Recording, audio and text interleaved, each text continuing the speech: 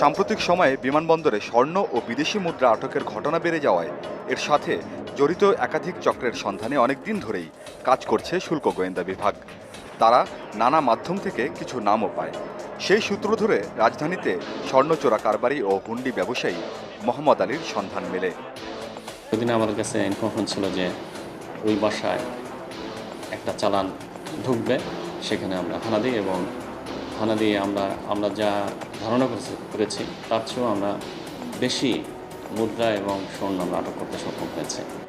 গত 25 ডিসেম্বর সন্ধ্যায় রাজধানীর পুরানা পল্টনের এই বাড়িতে মোহাম্মদ আলীর ফ্ল্যাটে অভিযান চালায় গোয়েন্দারা। 4 কক্ষের বিলাসবহুল ফ্ল্যাট। এই ফ্ল্যাটের নামিদামি খাটের নিচে বস্তায় বস্তায় টাকা, বিদেশি মুদ্রা, রিয়াল, চাজিম আর তোষকের মধ্যেও টাকার বান্ডিল। আলমারি আর কাঠের তৈরি নকল ছাদের উপর শত শত স্বর্ণের বার।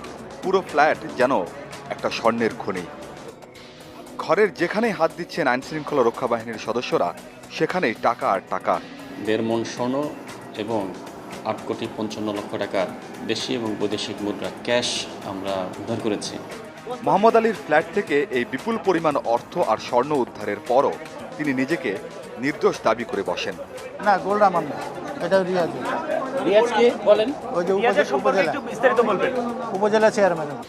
উদ্ধার অভিযান শেষে গোয়েন্দারা মোহাম্মদ আলীকে নিয়ে যান মিন্টু রোডের ডিবি কার্যালয়ে। সেখানে প্রাথমিক জিজ্ঞাসাবাদের পর শুল্ক গোয়েন্দা অধিদপ্তরের উপপরিচালক মোস্তাফিজুর রহমান বাদী হয়ে পল্টন থানায় তার নামে বিশেষ ক্ষমতা আইনে মামলা করেন। ডিবি পুলিশ মোহাম্মদ আলীকে রিমান্ডে এনে জিজ্ঞাসাবাদ করছে। আমরা জিজ্ঞাসাবাদ করব, ইনকোয়ারি করব, এভিডেন্স সংগ্রহ করব। এর পরবর্তীতে আমরা কনক্রিটলি সিদ্ধান্ত উপনীত হতে পারবো যে আসলে কে জড়িত। জব্দ করার পর বিপুল অঙ্কের টাকা, স্বর্ণ এবং বিদেশি মুদ্রা জমা দেওয়া হয়েছে বাংলাদেশ ব্যাংকে। এ ধরনের বড় মাপের চোরাচালানের সাথে জড়িত অপরাধীর কী ধরনের শাস্তি হতে পারে সে বিষয়ে জানালেন শুল্ক গোয়েন্দা বিভাগের এই কর্মকর্তা। সর্বোচ্চ শাস্তি যাবজ্জীবন এবং পণ্যের মূল্যের 10 টাইমস পর্যন্ত তাকে ব্যক্তিগত জরিমানা আরোপ করা যেতে পারে। এদিকে মোহাম্মদ আলী গ্রেফতার হবার পর তার পরিবারের সদস্যরাও গা ঢাকা দিয়েছে। কথা হয় ওই বাড়ির নিরাপত্তা কর্মীর সাথে। ফ্যামিলির কেউ নাই ওখানে, চলে গেছে।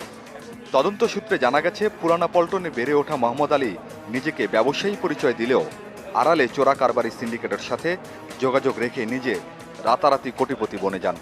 বিমানবন্দরে স্বর্ণ চোরাচালান চক্রের কোন কোন সদস্যের সাথে মোহাম্মদ আলীর নিয়মিত যোগাযোগ ছিল তার মোবাইলে কল লিস্ট পরীক্ষা করে তাদের বিষয়ে তথ্য সংগ্রহ করছে গোয়েন্দারা। বিমান চলাকালীন সময়ে আমাদের যেটা মনে হয়েছে যে মোটামুটি একটা শেপে আসছে, আমরা কিছু কিছু তথ্য পাওয়া শুরু করেছি। আমরা সেই চেনটাই খুঁজে বের করার চেষ্টা করছি, চেনটার পূর্ব প্রান্তে গিয়ে পশ্চিম প্রান্তে। মোহাম্মদ আলী গোয়েন্দাদের জানান, সিরাজগঞ্জ সদর উপজেলা চেয়ারম্যান রিয়াজউদ্দিন তার সাথে স্বর্ণ চোরাচালানে জড়িত। উদ্ধার হওয়া স্বর্ণের বারগুলো ওই চেয়ারম্যানই তার কাছে পাঠিয়েছেন। অভিযোগের বিষয়ে কথা বলার জন্য ক্রাইম সিন টিমের পক্ষ থেকে সিরাজগঞ্জ সদর উপজেলা চেয়ারম্যানের সাথে যোগাযোগ করলে তার ব্যক্তিগত সহকারী ফোনটি রিসিভ করেন। স্যার তো এখন বাইরে আসছেন, এখন কথা বলতে পারবেন না। উনি তো বাইরে আছেন, নিশ্চয়ই ওনার হাতে একটা নাম্বার আছে। না স্যারের আর কোনো নাম্বার নেই। চেয়ারম্যানের সাথে কথা বলার জন্য তার বাড়ি এবং অফিসে গিয়েও দেখা পাওয়া যায়নি। এমনকি তার পরিবারের সদস্যদেরও দেখা মেলেনি। দেশ থেকে অর্থ পাচার হচ্ছে এমন অভিযোগ নতুন নয়। আবার বিদেশ থেকে হুন্ডির মাধ্যমে অবৈধ উপায়ে টাকা আসছে এমন ঘটনাও ঘটছে অহরহ। কিন্তু এই পাচার বা হুন্ডি ব্যবসার সাথে কারা জড়িত তা থেকে যায় আড়ালে। মোহাম্মদ আলীকে গ্রেফতারের পর এখন এই চক্রটিকে শনাক্ত করা যাবে বলে মনে করছেন তদন্তকারী কর্মকর্তারা।